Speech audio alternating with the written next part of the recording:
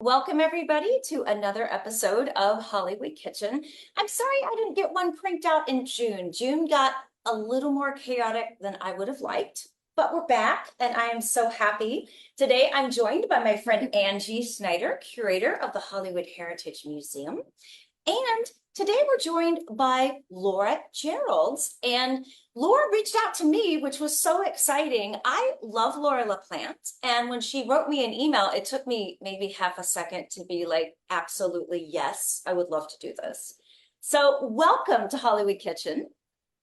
Hi, thank you for having me. Thank you for joining us. So, one thing I like to do on Hollywood Kitchen is I like to sort of bebop back and forth between maybe super iconic, legendary stars who are still very well remembered, like maybe Joan Crawford, Katharine Hepburn. And then I like to talk about stars like Wallace Reed or stars that maybe date way back to silent film and maybe aren't as remembered as they deserve to be. And I love unearthing those stories, those stars, those recipes as well.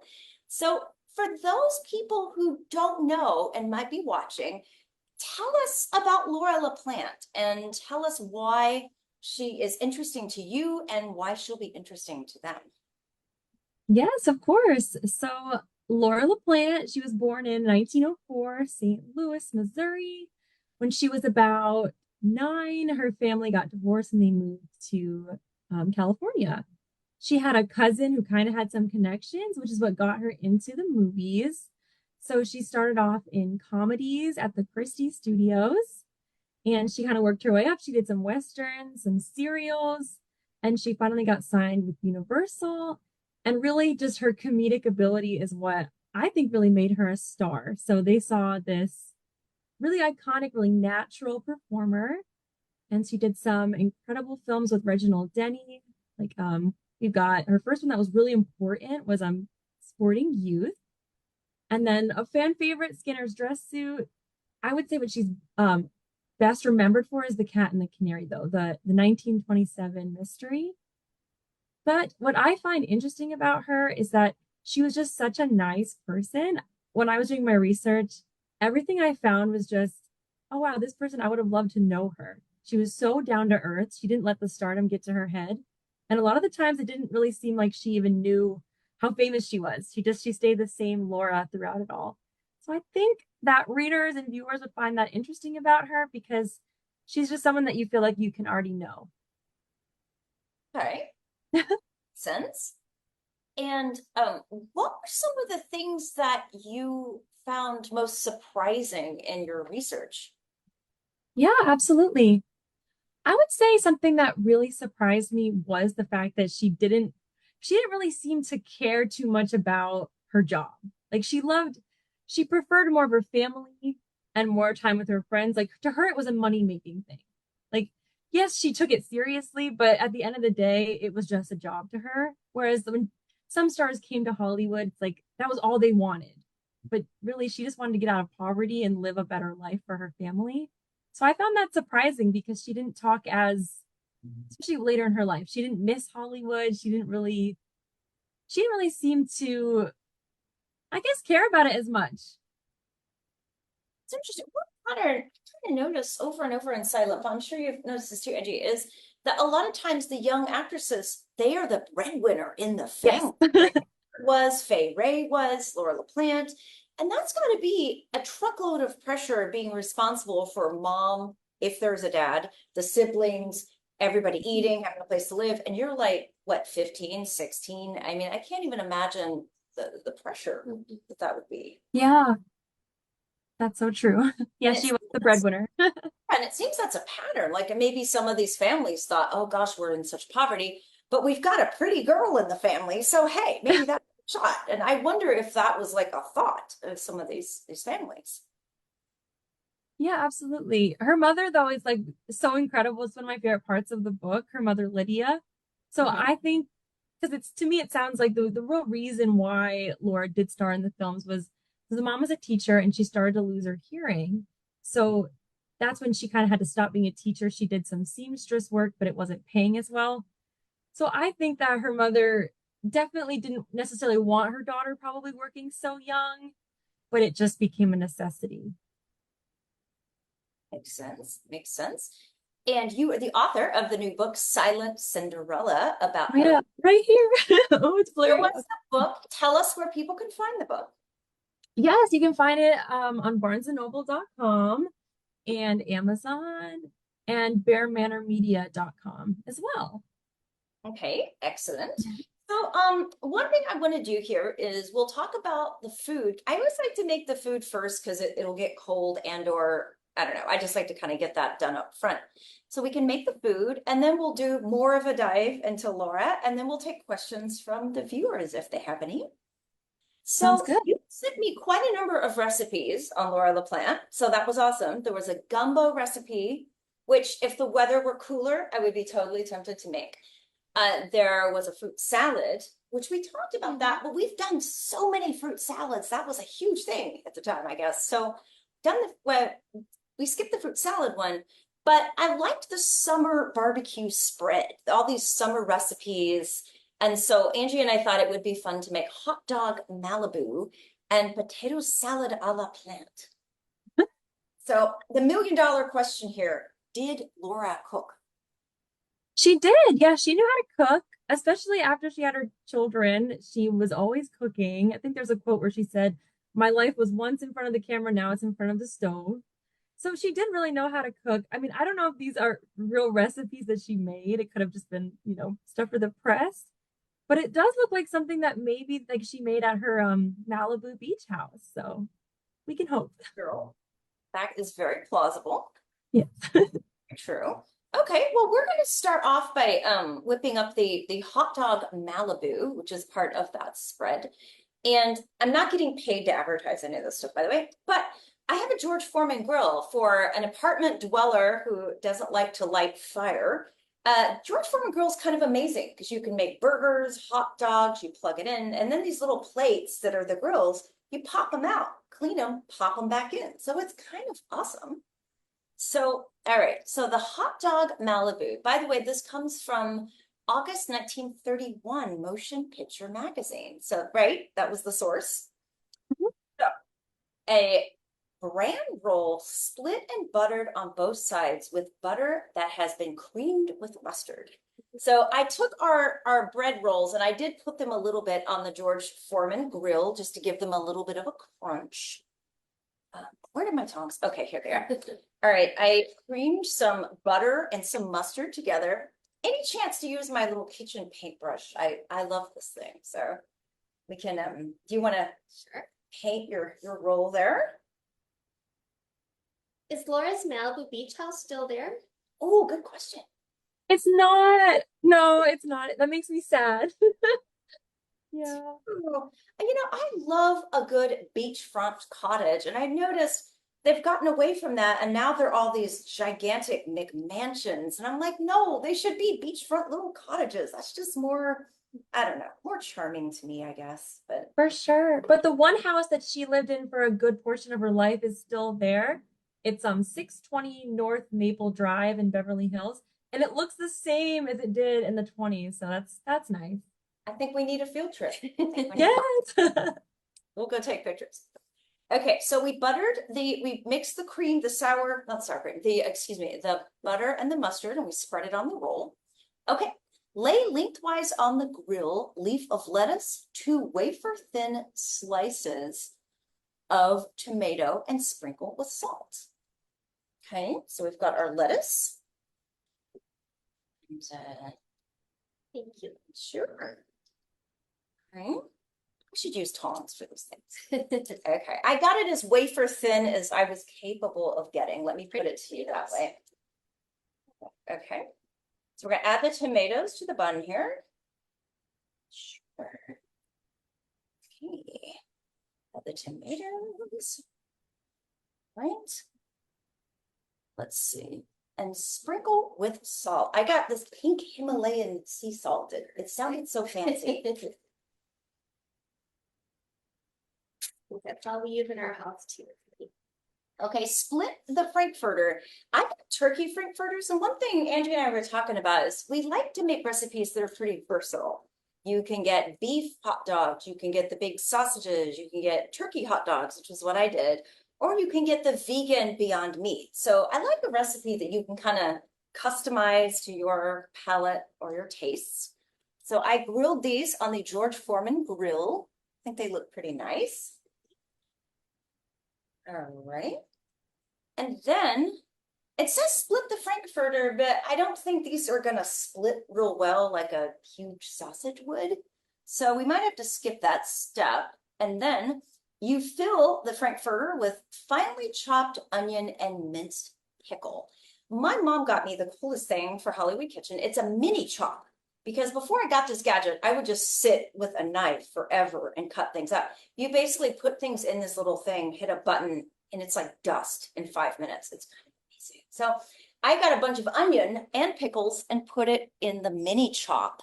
So it doesn't like a relish. It looks like relish. Doesn't that look nice? So we can scoop out that and put it on the hot dog.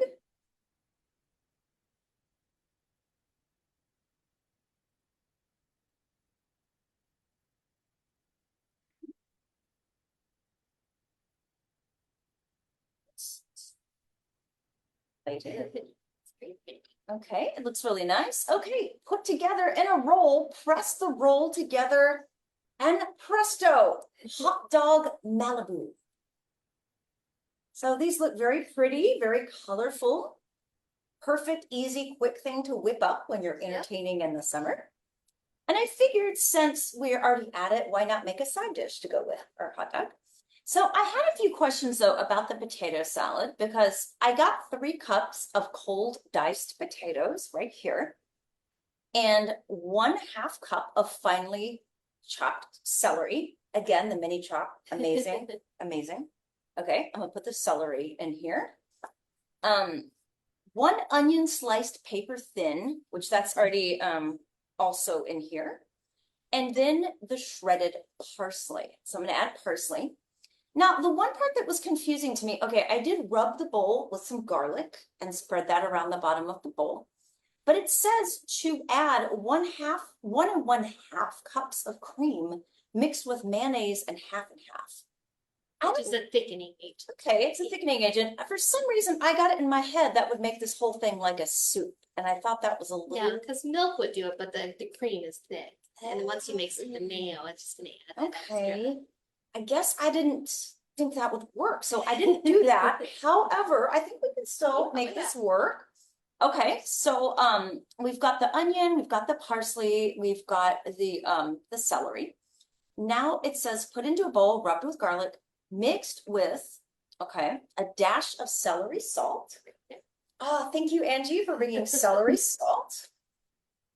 Can't have potato salad without celery salt. And I would Right. probably put more in that. Oh, feel free, please. Load it up. That's your flavor part. And a sprinkle of Tabasco sauce. So I don't know what they mean by it's not something you really sprinkle. It's A couple shakes. okay. So since I didn't get the cream or the half and half, what can we do, Angie, to kind of make this more? Well, I think it'd be the mayo because we had to put mayonnaise in, right? Okay, The mayonnaise we do. would the trick. And it just is mixed with mayonnaise. Yep. So it doesn't say how much. So Mayonnaise is going to be the big part of it. So probably at least half that jar. maybe the binding agent, as they Yeah. call it. Okay. All right. So I'm And gonna it's add. to taste. We'll first mix it up. Do you have the little potato musher thingies? I do. I'll be right back. I'll go get that. It looks good. Perfect summer. Here we go. I have one up on my wall too, but it's antique, so probably not a good idea to use antique supplies when cooking. Oh, that's gonna work. Yeah. Okay. That's how the cream would mix in if you had cream. Ah, okay. This is perfect. Yeah, I think this will work just And fine. actually, with the amount of mayo, we'll put a little more seasoning in there. Okay. And this is the second potato salad I've made on Hollywood Kitchen. Several years ago, I made a Marlene Dietrich's German Potsdam potato salad. So this is more of a simple American kind of potato salad. It's pretty though. I'll give it a few more good washes. Okay. Cool.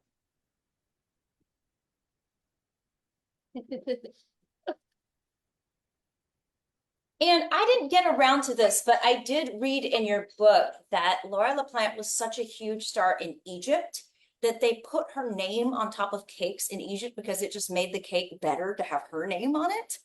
And I Yeah. thought, yeah, I was like, I gotta go buy a cake and write Laura La Plante on it. But then I thought, with my cake decorating skills, it will look like a 2-year-old did it, and then I will just feel embarrassed. So I didn't get to that part. But Actually, so this isn't going to waste. Let's put this in here. oh, that's a great idea. Yeah. Mustard to bring the cake. I'm gonna get us some spoons so we can taste it too. How did you find Laura LaPlante, being that she's more kind of the unsung of the obscure? How did you Yeah. even get introduced to her?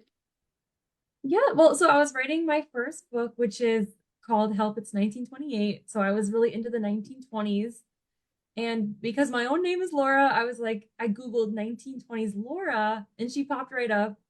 And I was like, oh, I really want to know more about this person because we share a first name. That really is the underlying reason why I wrote this book. Do you ever feel in life sometimes like people and things find you and not the other way? Yes, Because for I have sure. felt that so many times, like you just stumble into something. Yeah, absolutely. When I think about the path to get me to Laura LaPlante, I'm like, none of this was accidental. It was all like a plan. Here's the potato salad. Here's how it looks. So I think this looks really good. Should we taste test the potato salad, Angie? I think so. I'm thinking we should as well.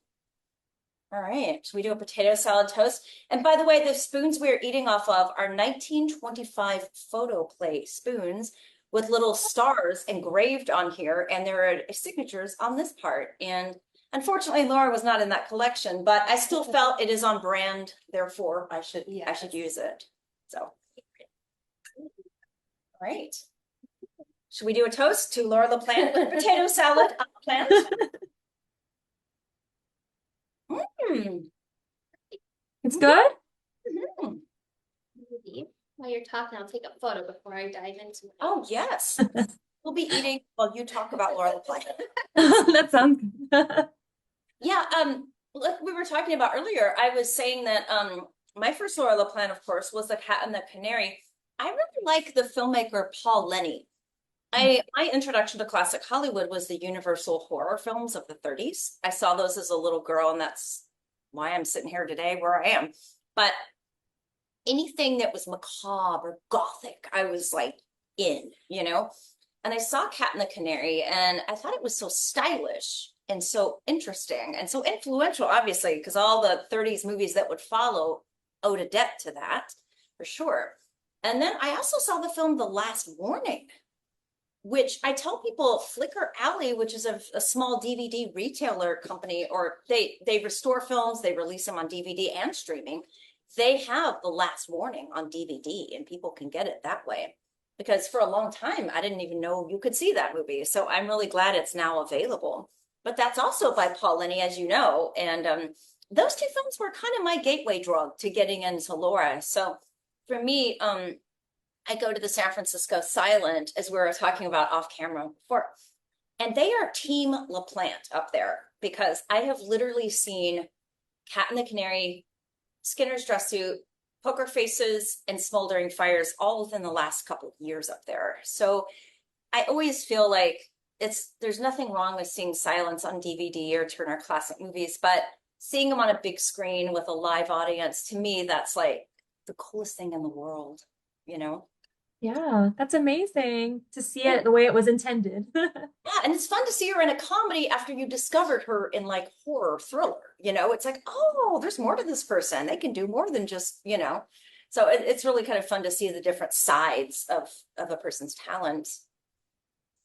Very true. Yeah. Yeah. Wash that down with? Would you like some water? Or I need some water too, actually. So in any case, so how long did it take you from when you got the idea to do this all the way up into the book? How long did that process take?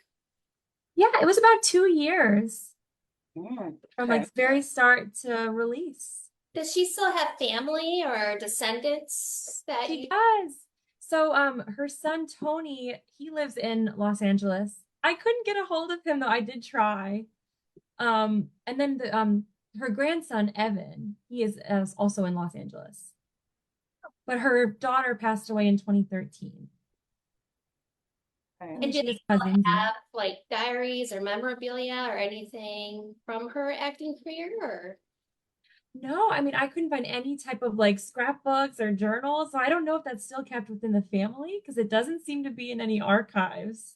Hmm. which archive has like the most of her stuff? Is it, did she donate anything or does she have stuff in any institutions or? Her husband, Irving Asher, he donated stuff. I saw his papers. I can't remember exactly which museum it was. I'll have to look that up. But it's in the bibliography. Um, I want to say it was somewhere in California though, some one of the colleges there. But I would say the one that has the most of like her films would be UCLA. They have such a big collection. I got to see like seven of the films that like one for example was Butterfly from 1924. It's I love that film so much. I've been trying to like get it released. So if you guys know anyone. But they have such a big collection. It's amazing. One of the things that's frustrating sometimes about doing episodes on the Silent Stars is sometimes there are so few of the films available. And it's Yeah. frustrating when you're trying to study a career and that trajectory of that career, and there's like two things to watch. It's like, because Especially the Fox players. oh yeah, like we Oh, didn't really? have Peter Barrett, and Lots of strats got nothing left. it's just heartbreaking. I always joke, I wish I could get a time machine and a real big duffel bag and just be like, I am saving, saving, saving. No, these, Yeah. you know. It's so sad when you like want to see one and you're like, this is lost. I mean, it's devastating. Did Laura Plant ever document anything? Because I mean, the one thing about the Cat and the Canary is that it was so influential over, House on Haunted Hill, or even Hitchcock had explained that he used that for a lot of influences with the suspense. Did she ever know that it was like? Did she see House on Haunted Hill? Did she ever understand the importance of that film in her? I'm not sure if she saw that film, but I there was an interview in the 1970s where she really talks about how good The Cat and the Canary is because she was kind of more critical if she watched a silent film. I think she has a quote where she says like I don't know how people watch my films, but that one she rewatched and she was like, wow, it's really beautifully done, and she knew that it was innovative, like the different shots. So I think she knew the impact of that one a little bit more. It's one of those movies you can watch and not even realize you're watching a silent film. Some movies are like, oh, it's hard to watch as a silent, but that's kind of one of those that you really probably don't even need, much. Yeah. I'm so fascinated with Paul Linney because I love The Man Who Laughs with my macabre streak. I love The Last Warning. I love Cat and the Canary. He only Yeah. made about four films in Hollywood, and then he died of blood poisoning, and he was in his early 40s. And I actually saw on findagrave.com that he was cremated at Hollywood Forever. Well, that's where I give tours and have been there a long time. So I talked to one of my colleagues at the cemetery. He went into the vault, found the file, and Paul Lenny was cremated there, and his ashes were given to an unknown person, and they don't know the location. And I was like, oh no. But he said, oh, I found an Ernest Lubitsch document in the file too. And I was like, oh my gosh, that's strange, but cool, you know? So I wish that Paul Lenny had lived to get to make more films because they were so stylish and he was just so good. Yeah. It's a shame, but did Laura La Plante have any specific recollections of working with him? She did. I remember there was something about like a language barrier that she remembered. Yeah, he'd only I made four films and he was very German, so Yeah, but I mean, she never said anything negative. She had a good experience with him, but I just think she really recalled that language barrier. And I think there may have even been like a translator on set, she said. okay. And I love how in The Last Warning they used the sets from Phantom of the Opera. Because the first time I saw it, I kept going, this sure looks familiar. I wonder why. And then someone's like, Phantom of the Opera set. So I was like, well, that makes sense. I mean, they would have reused that, certainly. Yeah, that's a beautiful set. So one thing I want to talk about was the effect of the Wampus baby star, because I've kind of always been curious about them. And I went to the library here in Hollywood, and there actually is a book about the history of the Wampus baby stars. But it was written like in the 60s. I caught so many errors in it. It wasn't that great a book. And I'm like, I think the Wampus baby stars deserve a really nice book because I think that's like a fascinating story of who made it, who didn't, and why. And there's so much to be told in that story that that book I got wasn't really telling me, you know. So she and her sister, right, were both Wampus baby stars, which tell people what Wampus baby star means if they don't already know. Okay, yes. Okay, let me think of the acronym. It's like the Western Association of Motion Picture. Oh gosh. That's okay. That's okay. But it was On the good spot. publicity. Yeah, publicity. Basically, I think they chose 13 every year. Maybe it was started in 1922. And it was really the up and coming stars who they saw promise in. So Laura was 1923, I want to say, and her sister was 1925, I believe. And Okay. when her sister was chosen, people said that year the selection wasn't as good. And I think a lot of them didn't really go on as far. But Laura's selection seems pretty solid, I think. Did the sisters have a kind of any sort of falling out or problem since Laura was so successful and Violet wasn't as much? Was that a problem with them or? Not that I ever heard of. I mean, Laura supported her sister like financially pretty much forever. And they did seem like good friends always. I do wonder though if it was tricky for Violet to not reach that level of fame. But I also don't know if she was as passionate about it because she didn't really seem to. She, after when the talkie started, she was kind of, went away. So, Well, speaking of sound, as we know, a lot of silent film stars didn't make that transition, and it was, I think, for a variety of reasons. Some of them, of course, were getting older. Some of them didn't have a voice the studios deemed suitable, and I think in some cases, I think the public just wanted a new crop of stars to kind of go with that new technology. Because I was thinking about this one day on the tour, Douglas Fairbanks Sr. is on my cemetery tour, and people are always asking me, why didn't he just stay in sound? And I said, well, first off, he's getting older at that point, but also I just don't think his heart was in it anymore. I think he's like, I'm over this. And he just was ready to kind of check out mentally and physically, I guess. So it's interesting the ones that kept that passion burning and kept making films way into sound, like say Normie Shearer or Joan Crawford, and then other ones that just, for whatever the reason, kind of walked away or were forced out. So but the question to me becomes, how do they deal with that? Because I think some, they turn to drink, drugs, alcohol, they self-destruct. And then some just go, I've got hobbies and interests and I've got a good life. Bye. And they find it seems like Laura had a very healthy attitude towards this. yeah. No, she really did. You're very right about that. She wasn't afraid of this talkies coming. She was like, okay, I guess we're talking now. And she transitioned beautifully. But once she married Irving Asher and they wanted to have a family, she just stepped down and she didn't really miss it. And she had a couple films one in the 40s, one in the 50s, and that was it. But yeah, I really think her attitude was healthy. Her heart wasn't in it, like you said. And she's like, all right, I want to have a new chapter of my life. So how did the because the Marx, she did the talk show with the Marx Brothers, right? Or Yes. What was the name of that? This Is Your Life? no, is that Oh, yeah, You Bet Your Life. You Bet Your Life. Something with life. Okay. Yeah. So the story with that is when Irving Asher, he had just produced Elephant Walk with Elizabeth Taylor, and Laura thought, oh, if I do a couple of TV appearances here and there, it's going to help his film. So she went on that episode, and she does, if you watch it on YouTube, she keeps plugging Elephant Walk. It's really sweet. Let's talk about her personal life because before I met you, I just knew her films. I knew zero, literally nothing about her life off screen. Her first husband was Bill, is it Seitzer or Sider? Cider. Cider. Okay, and they even mentioned him in the article which we got these recipes from. So tell us about him, their relationship, and what happened there. Yeah, absolutely. So he was her director, and that's how they met. And it was probably 1924, I want to say, when they met. They really just became fast friends. And after they kept working together, it just kind of started blossoming into a relationship when she went on her very first vacation to New York City and he proposed through a telegram.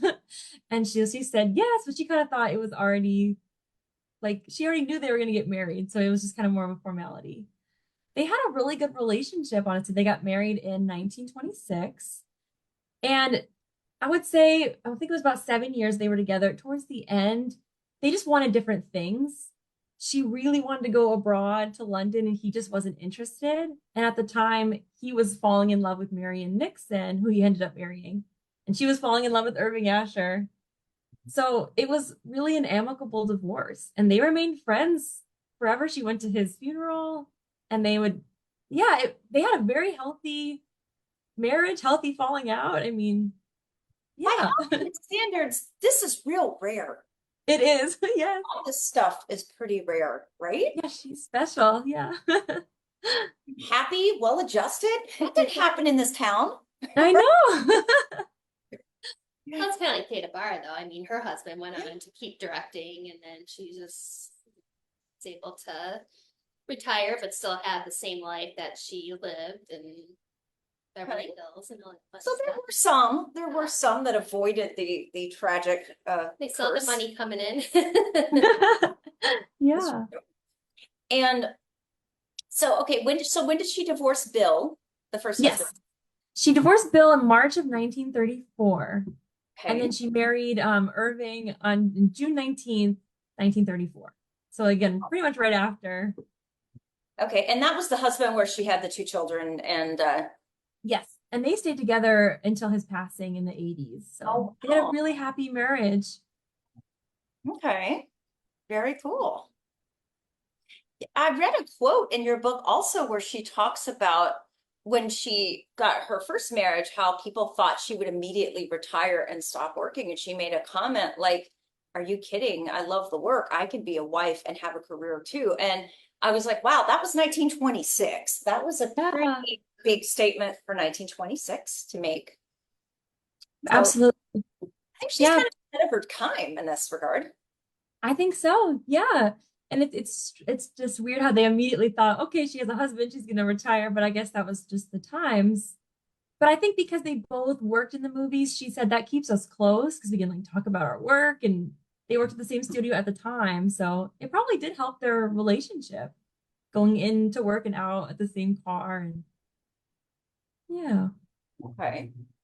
That makes sense. So when she was later in her life, did she ever like screen her movies, watch them?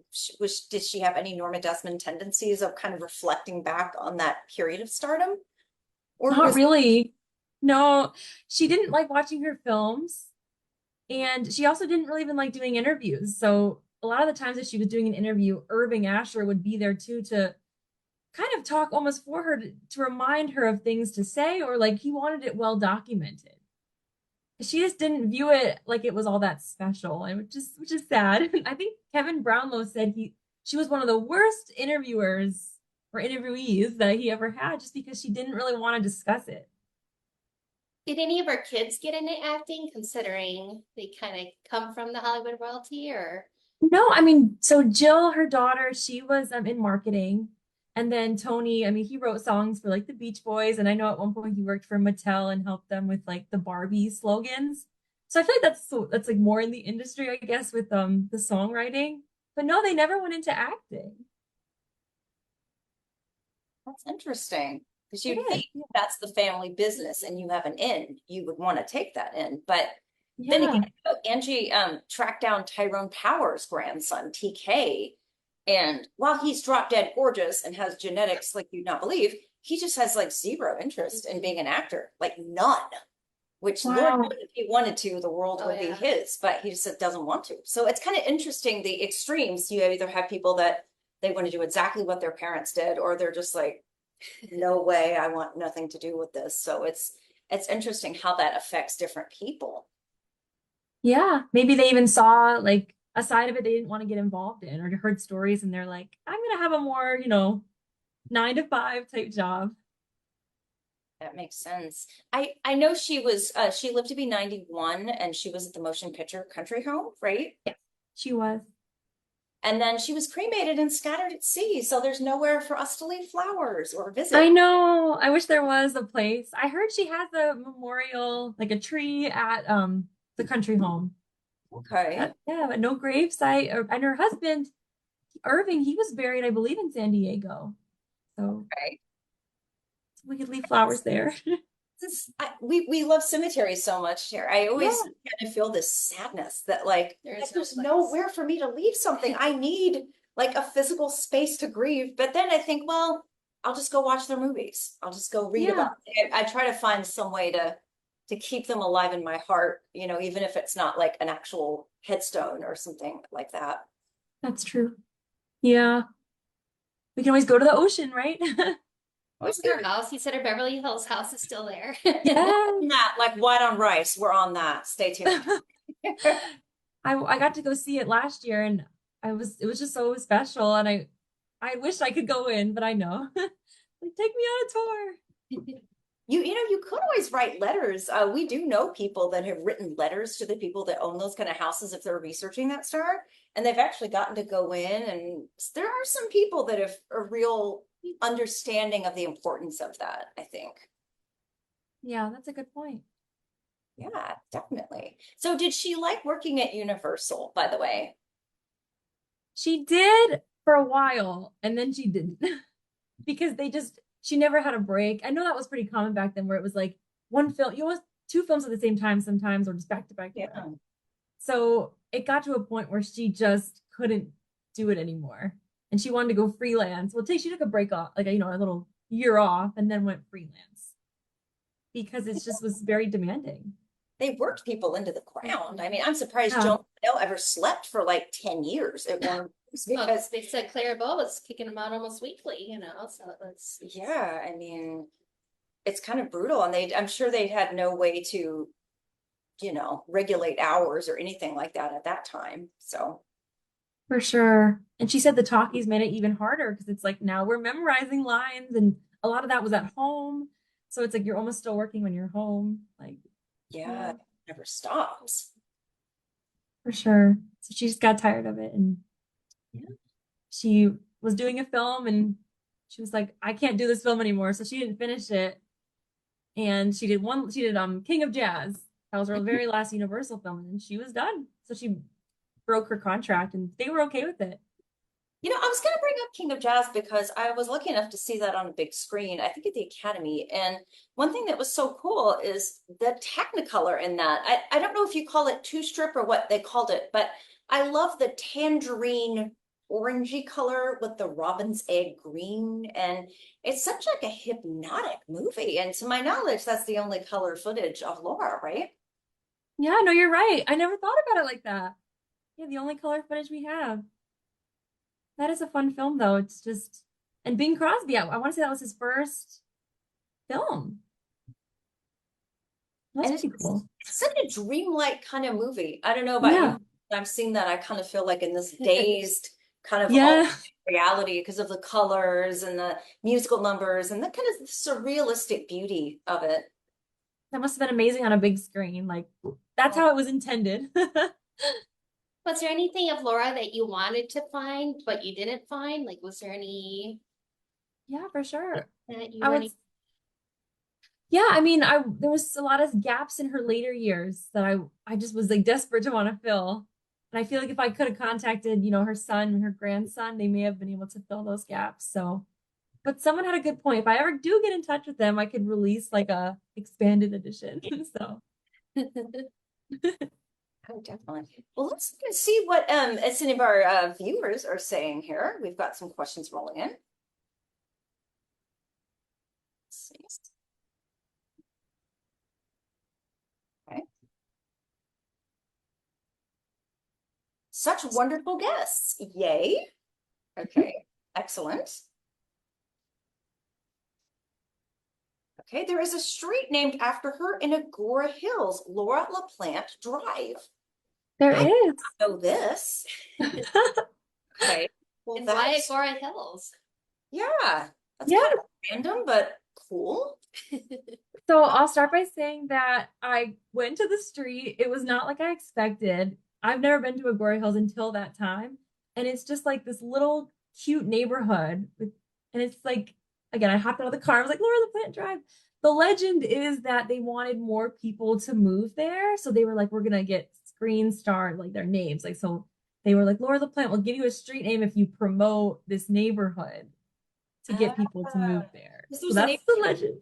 Because there's one Yeah. neighborhood in Culver City where you've got Fred Astaire Drive, Judy Garland, so, but it's Yeah. GM was, so you kind of, Yeah. can see why. Yeah. How cool would it be to live on that street though? Like I want to live on Laura La Plante Drive. Long time ago, there was this beautiful historic apartment that came available on Pickford Street in Mid Wilshire, and I was like, I gotta find the money. So, because at the time you mailed stuff, which we don't really now Yeah. as much today, but I was like, I can get address labels that have very different space in Pickford Drive, and I was like all excited about that. But of course, it didn't work out because I didn't have like 5,000 a month. But I will track down Laura La Plante Drive and take a picture. That's really cool. I didn't know Yeah. that. I didn't know that at all. So, Have you collected on her too? Like, have you gotten memorabilia or what? I do. I collect photographs. Actually, so the cover of the book, I have this portrait. Sorry, it's getting blurry. And then the back cover, I have this portrait as well. Oh my gosh, I hate that it's blurry. I'm sorry. And I have magazines with her, some lobby cards. I have a little card from her funeral. It says Laura Asher though. It's like kind of like a thank you card for coming, I believe. I have something from Irving Asher too. I have an expense report. Yeah, I love anything to do with them. that's very cool. Um, I was gonna think, what do you think she would think of the book? Like, because she was so private, do you think she'd be, Yeah. I mean, I hope she would love it. yeah, I do too. There's nothing about her in there that's negative. Like, I mean, I couldn't find anything that I thought was, which obviously I know people do have flaws, but I think she would love it because it documents her career, but it puts her in a good light. But she deserves that kind of thing because she was just an incredible person. Definitely. So I was thinking because I've already seen a few comments pop up on Facebook that they're new to Laura LaPlante. And I'm like, oh, cool. Welcome to the awesome club. So what I was going to ask you, tell us places where people can find their films. I know if you go to flickralley.com, you can get The Last Warning. And I really try whenever I can afford to support those small DVD companies like Flickr Alley because they're really small companies and they're trying to like restore these films, put out high quality releases. And I want to keep making sure that it keeps happening. And the best way to do that, I think, is to give them your money when you can. But tell us what we can find maybe on YouTube, Cat and the Canary. I think Kino released that. Tell us where people can kind of Oh, dive into the films of Laura LaPlante. absolutely. There's a lot more available than I would have thought. So a lot of them are on YouTube. I think the earliest one you can see is The Old Swimming Hole. That's 1921. So she's very young in that film. Smoldering Fires is available on YouTube, and I know there's like a DVD. Maybe it's Grapevine. Okay. Let me try to think what else. Yeah, The Cat and the Canary just came out on Blu-ray. Also, some of her talkies are available, like God's Gift to Women, I think Warner Archive, Okay. and Man of the Moment from 1935. I really recommend that one. That's the last film she made before she came back, for her last two. But that one's on YouTube. I don't think what else. A lot of her talkies are available. Like Okay. Arizona with John Wayne. That one's on YouTube or DVD.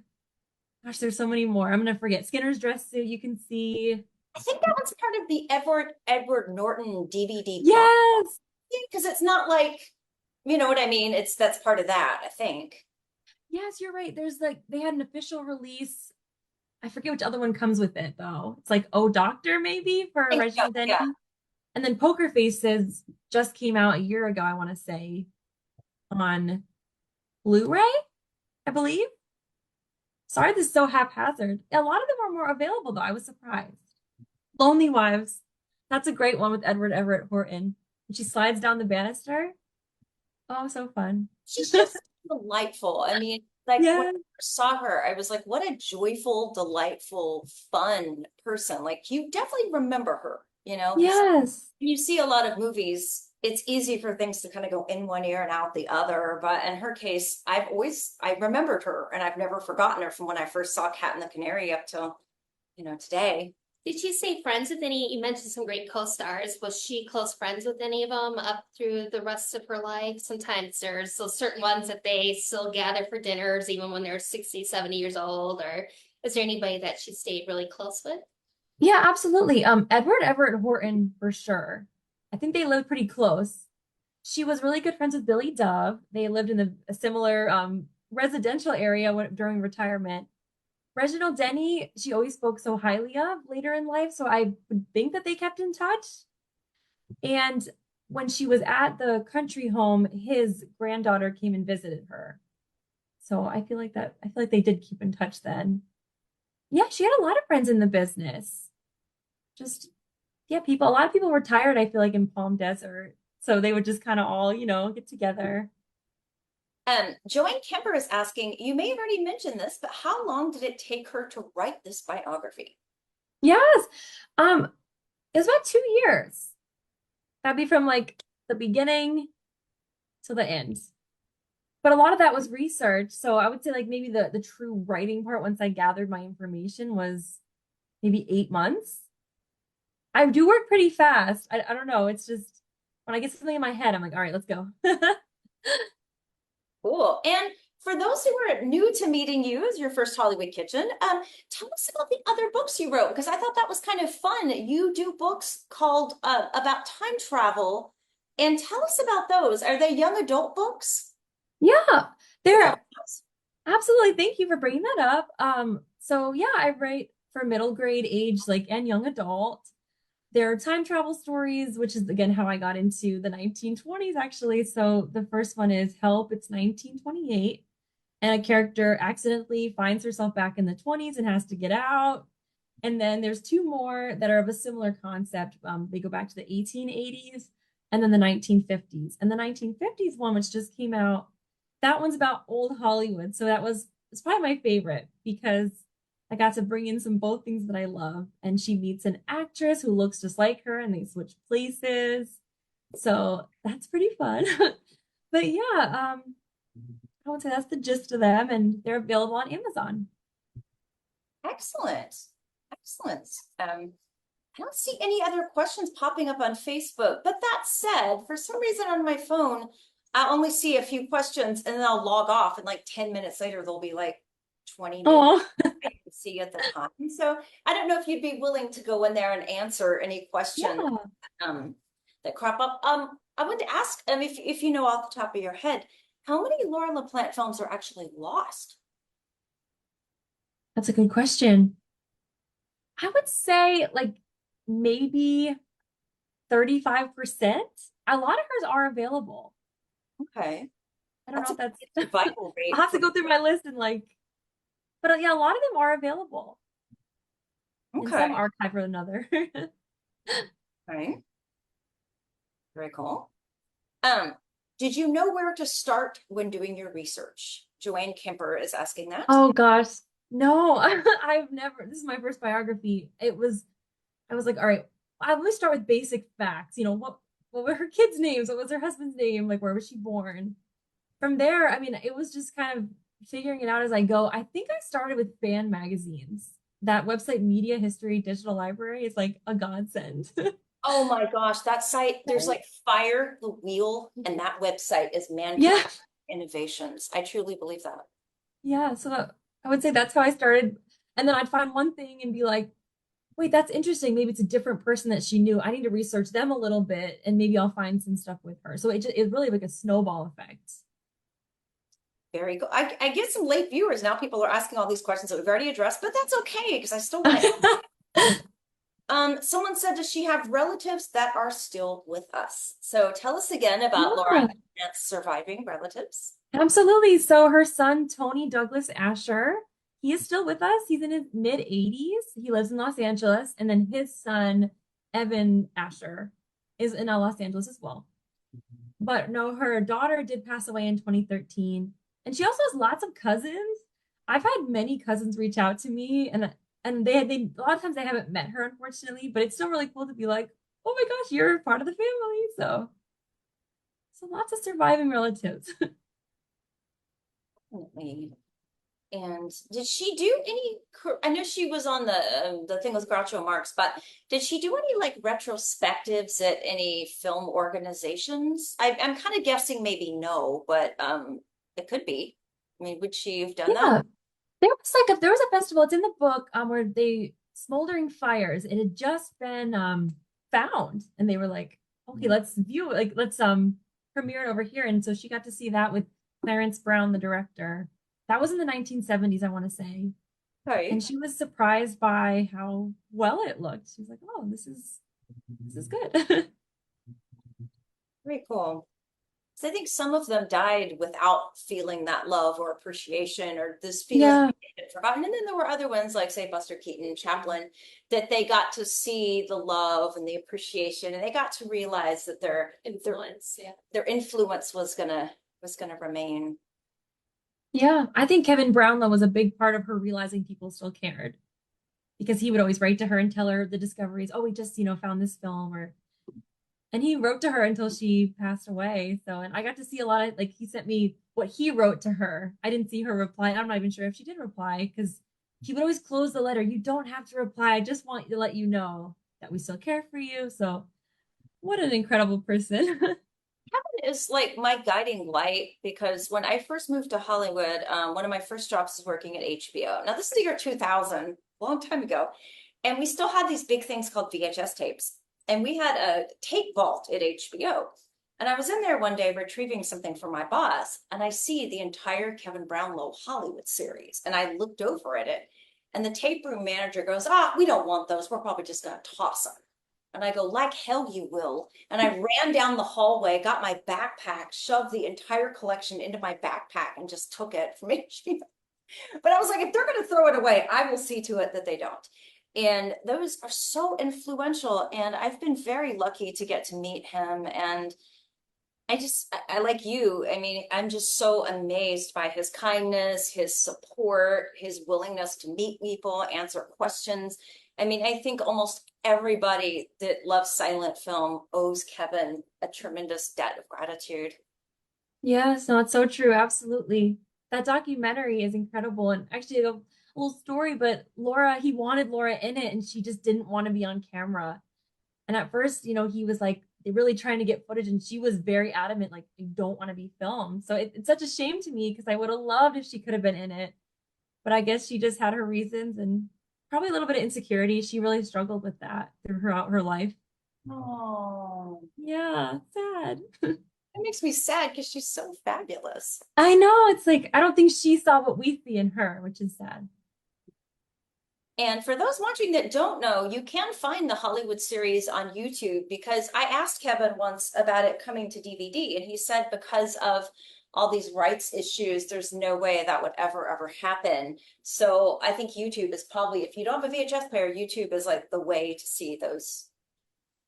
Yeah. And of course, any book Kevin does, any appearance, I mean, he's just incalculably influential on us all. Yeah, he Plus, really is. at a time when he got to meet these people, like I look back and go, God, I wasn't old enough to realize who they were to get to meet them in time. So he got to a lot of people in time. Yeah. I got to listen to his interview with Laura La Plante. I think it's about an hour. It's housed at Margaret Herrick Library, and it's so amazing just to hear her voice, and then he's asking these questions, and it was just incredible. Very cool. Angie, do you have any more questions? No, this is great. And this is a photo from Angie's collection of Laura La Plante right here. It's a beautiful photograph. It's an oversized. She signed it, and Russell Ball also signed it. So it's got his signature. Oh my gosh, it's beautiful. So it's nice to have the oversized. All right. Well, if we don't have any questions, tell us where people can find your young adult books too. Where are those books? Oh yeah. So you can get my trilogy series on Amazon, and then did we already talk about this, Laura La Plante? You can get it on Barnes and Noble, Amazon, and BearManorMedia.com. Congratulations. Congratulations. We are both like so excited that this is coming out because she's so much fun and she just deserves to be remembered. And we're so glad that you are making that happen. Thank you so much. I'm honored to be a part of this show and honored to be Laura's biographer. So thank you. Well, thank you. And Angie, thank you for joining me. Thank you for having me. Laura, thank you. And guys, I do have a little Patreon for Hollywood Kitchen. All proceeds help to buy groceries and food, which has not been cheap lately. So, but yeah, it helps with that. And I'm just so grateful to everybody who watches, everybody who supports. Thank you for reaching out to me. It's so cool when people come to me. I'm like, oh my gosh, that's amazing. So, thank you. Thank you so much for having me. This has been All so much right. fun. Well, to everybody watching, please stay tuned for more food, fun, and film history from Hollywood Kitchen. Bye.